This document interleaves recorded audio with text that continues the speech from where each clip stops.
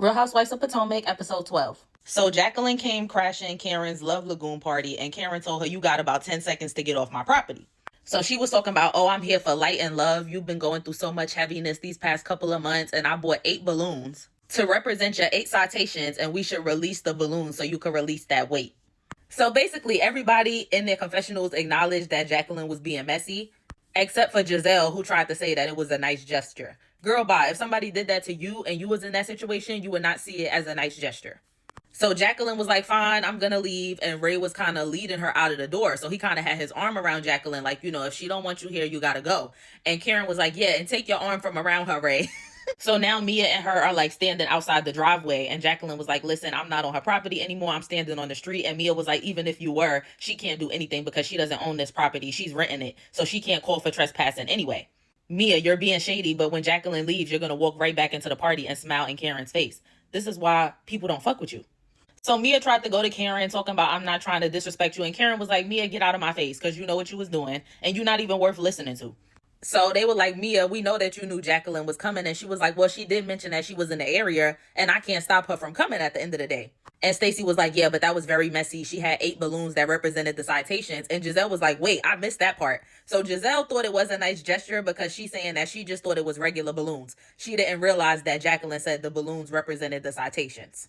And then Mia basically decided that this is supposed to be a pool party, and I bought my swimsuit, so I'm getting in the pool. So everybody was just looking at Mia while she's basically twerking and shaking her ass in the pool. And most of these people's boyfriends or husbands are there.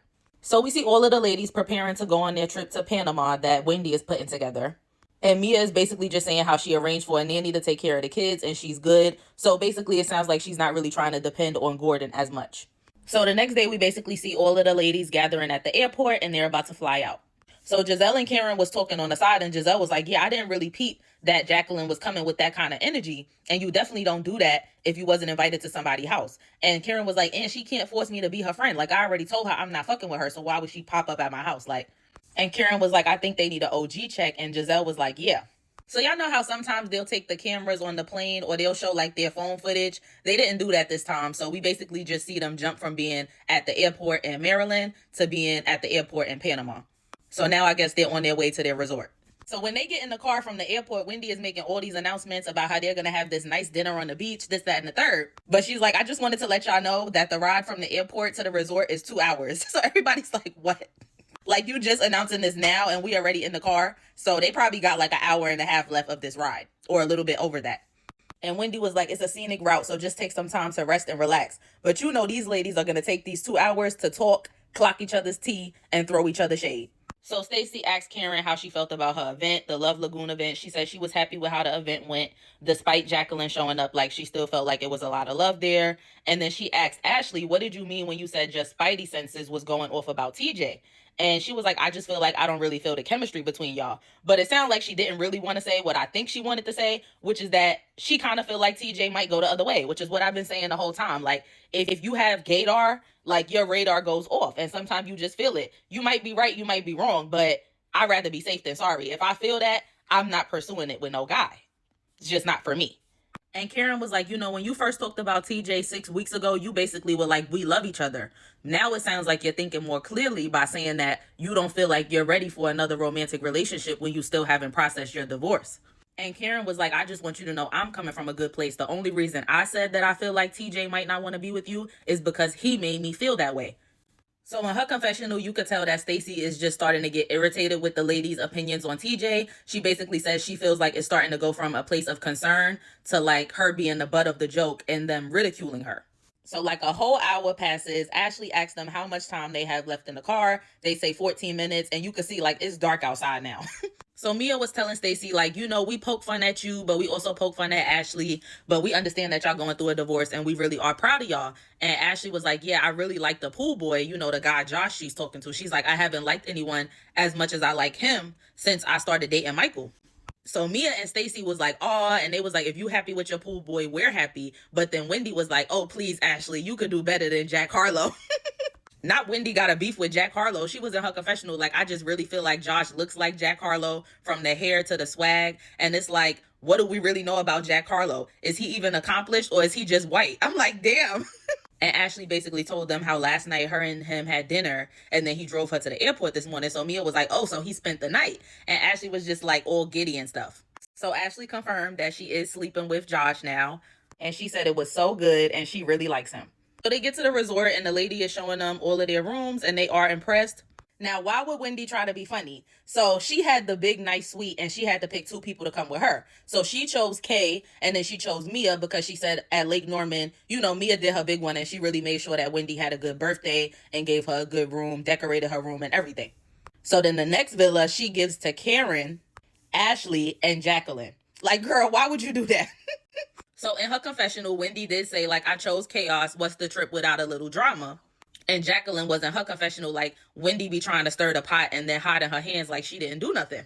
So then Wendy says that the last villa is going to be Stacy and Gizelle. And Gizelle wasn't really feeling it. In her confessional, she was like, I don't feel like I'm a winner. Why am I with Stacy? Blah, blah, blah. And Wendy was like, I feel like Stacy is going to get on Gizelle's nerve. And that's exactly what I want. So we see all of the ladies going and checking out their rooms. Gizelle basically bullies Stacy into choosing which bedroom she wants. And Karen basically tells Jacqueline and Ashley, I'm going to take the upstairs and y'all can both stay down here because I need some space from Jacqueline because of the circumstances. And she should want the same from me. So a couple hours later, we see all of the ladies coming downstairs, meeting up for their dinner. Everybody's dressed well. They look beautiful. And then like the hotel has like this dance set up for them. So the employees are like dancing for them and they're dancing with them. And it's kind of like basically showing the Panamanian culture to them. So then they had this guy like dressed up as a devil. He had on like a devil mask and costume. And they were like, oh no, we're not dancing with the devil, honey. So when they sat down, they were saying how the guy who was dressed as the devil was gravitating towards Karen. And she was like, yeah, he could feel that there's darkness upon me. That was foreshadowing because she got found guilty in that case. But Kay was like, are you trying to say that you feel like people are bringing darkness to you? And Karen was like, yeah. So Gizelle was like, okay, so who are you talking about? And she said, Jacqueline. So Jacqueline was like, how am I the darkness? And Gizelle was like, well, I just want to say that I didn't realize that the 8 balloons you bought were meant to represent the 8 citations. And I do feel like that's effed up. And it wasn't like we were at a public event. You came to her house uninvited. So that's out of line. So Ashley was in her confessional and she was like, I feel like Gizelle has a case of amnesia. Does she not forget when we delivered a pizza to somebody's house in the middle of the night back in 2018 when they were playing a prank on Karen, I think to see if she really lived in her house? So Jacqueline was like, I just feel like you guys should understand where I'm coming from. All of you guys have at least a diploma or some type of degree. If I bought the balloons as a release, that means I was trying to release her from the heaviness and the negativity of the 8 citations. And I was trying to extend the olive branch, but you didn't even give me a chance to speak. And I think what also didn't help Jacqueline's case is while she was saying that in the moment, Mia was sitting on the side cackling and laughing like it was a joke. So it didn't come off like you was really trying to be positive and help her to release this negativity. So Karen was like, okay, Jacqueline, are you done? Because I have something I want to tell you. You trespassed at my home, which I don't take lightly, and I'm in the process of pressing charges against you. And Karen was like, and just so you know, releasing balloons into the atmosphere is illegal now. They don't want you doing that because of global warming and stuff. And Mia was like, girl, did you forget that you did a balloon release for your parents when they passed away in 2018? And they showed the clip.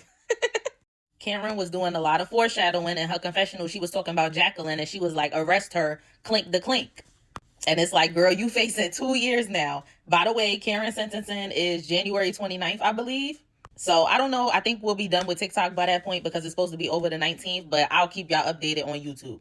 So Jacqueline said, you know what, Karen, I apologize for coming to your home, but I do not apologize for the message that I was sending because it was positive. And Mia was like, yeah, because it's way worse than she could have done. So Mia tried to say she did not give Jacqueline Karen's address. And basically Gizelle and Karen were in their confessional saying that they feel like Mia put Jacqueline up to do that. So then Gizelle turns her attention to Mia and she's like, I just feel like you're kind of losing it because we don't bring up each other's children and you did that to me. Like a couple weeks ago, she had brought up how Gizelle's daughters were sneaking guys in the DR and they're not as perfect as Gizelle tries to portray them. And Gizelle basically was like, if I want to portray my daughters as perfect, I can. Like, they're doing good in school. They doing what they have to do. You acting like them sneaking boys in as teenagers, almost 17, 18, is not normal for real. She was like, that's par for the course when you have teenage boys or teenage girls. Not saying it's okay, but it happens and it's very common. And Gizelle said exactly what I said. Mia, you should be the last one talking because who Gizelle's daughters are at 18 and 17 is definitely not who you were at 17 and 18 because it sounds like by that age, you were already stripping. And Mia was like, you were questioning what I put on social media and mad because I keep it real while you only post the highlight reel and act like your kids are perfect Betty when they really sneaking boys in the back alleyway. Alleyway is crazy. And Ashley was like, okay, Mia, but you be doing a highlight reel too, trying to act like everything is so good between you, Ink, and Gordon when it's really turmoil going on between y'all. And Mia was like, yeah, but I'm not the one who's questioning what y'all put on y'all social media accounts. Gizelle was questioning me and my social media. So Wendy kind of felt the way because she was saying how last year when they went on a trip, Mia had asked Gizelle something about if she had concerns about her girls going away to Florida for college. And Gizelle said yes. And I guess Wendy kind of made a face. And Gizelle was like, I don't know what she's scrunching her face up when I'm talking about my daughters for. And Gizelle was like, you know, Wendy, we were not cool last year. We weren't speaking at all. Me and Mia have always been friends in my mind, even though we go through our off and on stuff. But Wendy was like, it's just funny to me because you thought I spoke about your kids and you went off on me so bad and so harshly. But now you have Mia who actually did speak ill of your kids. And I don't feel like she's getting as harsh of a reaction.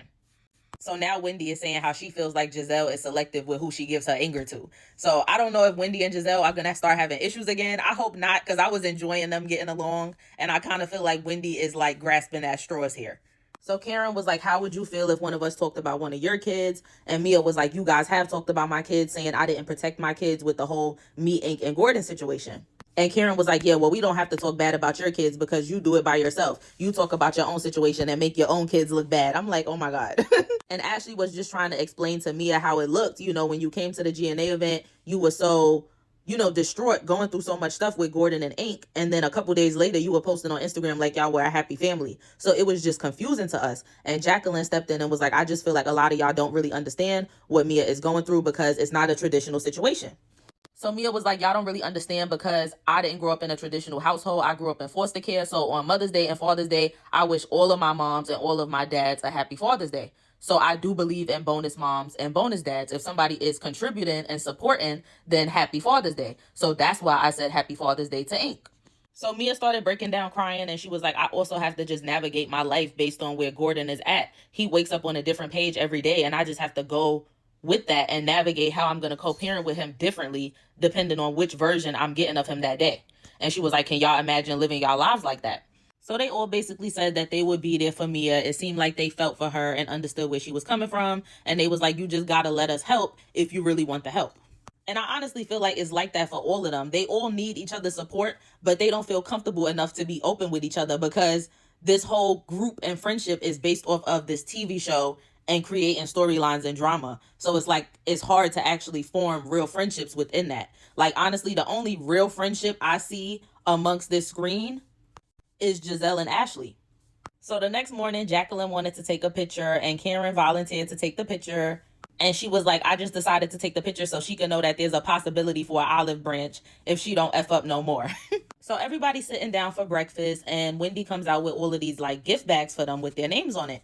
So she got them some authentic Panamanian rum and she basically told them that today they're going to go out to the city where they can see all of the shops and then later they're going to have a rum tasting. And then they have another dinner planned tonight and she told them to bring flat shoes.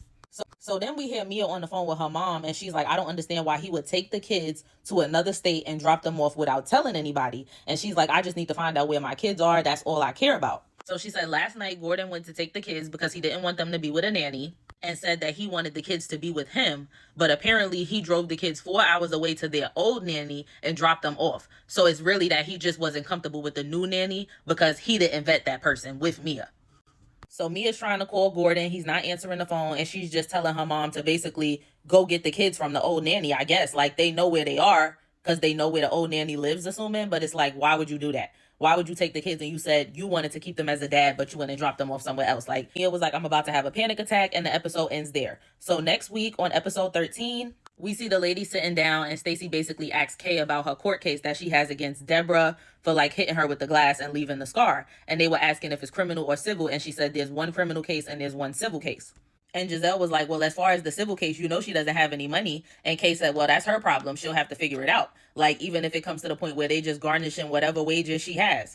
And Ashley was telling Mia how she felt like the stuff she was doubling down on as far as Gizelle's daughters was out of line. And Mia was like, I really don't care how you feel. And Ashley was like, then I don't know how to show up for you. And Mia said, then don't. So I'll see y'all next week for episode 13 of Real Housewives of Potomac. And if you're watching this on TikTok, make sure you subscribe to my YouTube because TikTok will be going January 19th. Okay, bye.